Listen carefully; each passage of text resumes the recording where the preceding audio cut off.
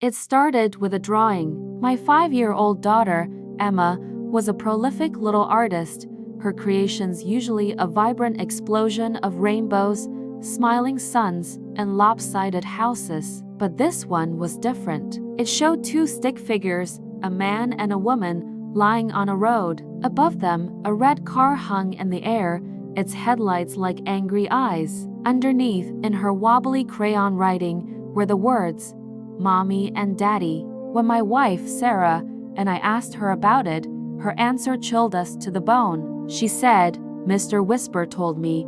Mr. Whisper, Emma's imaginary friend, had been a benign presence until then. Now, he was the source of these dark premonitions. A week later, Emma predicted our neighbor's cat would get hurt. We found it the next day with a broken leg. Then she said Grandpa's tummy would hurt badly. He was rushed to the hospital for an emergency appendectomy that night. Her predictions were always accurate, always delivered with a calm, unnerving certainty, and always attributed to Mr. Whisper. The final straw was the drawing of the red car. Emma told us, Mr. Whisper said on Saturday, when the big hand is on the 12 and the little hand is on the 9, a red car will hit Mommy and Daddy. You'll go to sleep forever. Saturday was just 2 days away. 9 o'clock.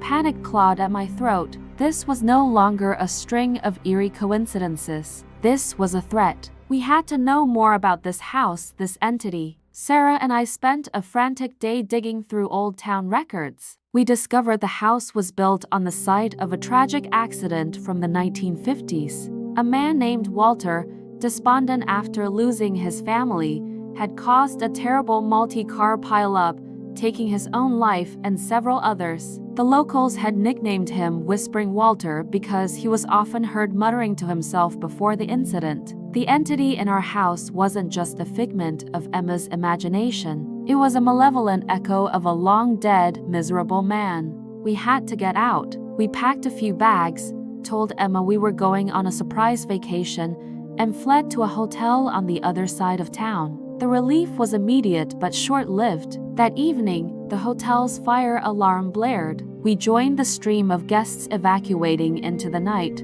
As we stood on the sidewalk, a screech of tires cut through the chaos. I looked up, and my blood ran cold. A red sports car, swerving to avoid a pedestrian, was hurtling directly towards us. Time warped. The world slowed to a crawl. I saw Sarah's face etched with terror. I saw Emma, her eyes wide, clutching her teddy bear. The headlights were blinding, two white suns intent on erasing us. The image from Emma's drawing burned itself into my mind. This was it. This was how it ended. The impact was a silent explosion of light and pain. And then, nothing. I blinked, and I was back in the hotel room. The fire alarm was silent. Sarah was tucking Emma into bed, humming a lullaby. Was it a dream? A hallucination? I looked at the clock. It was 8:50 p.m., 10 minutes before the time Emma had predicted. It hadn't been a vision. It had been a warning. Mr. Whisper wasn't just predicting our fate. He was showing me what would happen if we didn't fight it.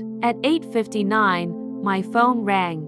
A pre-recorded message from the hotel's front desk, announcing a fire drill. It's a trap, I whispered to Sarah, my voice shaking. We don't leave this room. No matter what, the fire alarm began to wail, just as it had in my vision. We huddled in the corner of the room, my arms wrapped around my family, listening to the sounds of evacuation in the hallway. We stayed put. We ignored the pounding on the door from hotel staff.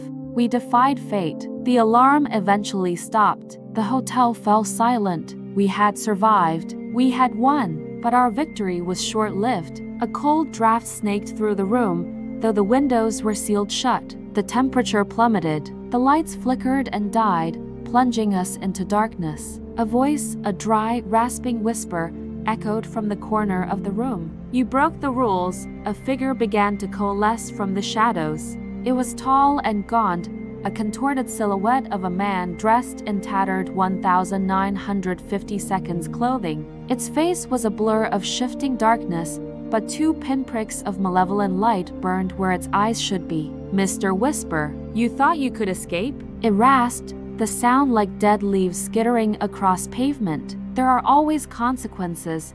It turned its gaze toward Emma, who whimpered in Sarah's arms. A new story must be written. A new whisper must be born. I looked at Sarah, at Emma, and I knew what I had to do. There was no running, no hiding. There was only sacrifice. Take me, I said, my voice surprisingly steady. Leave them alone. Take me instead.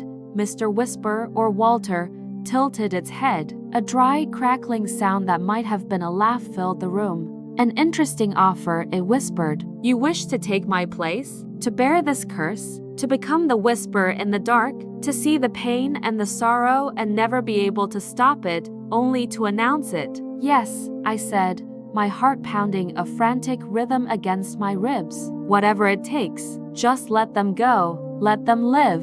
Very well, the entity hissed. A deal is struck. It glided towards me, an aura of profound cold washing over me. It reached out a long, shadowy hand, and as its fingers touched my forehead, a searing agony ripped through me. It wasn't physical pain. It was the pain of 100 lifetimes of sorrow, of loss, of despair.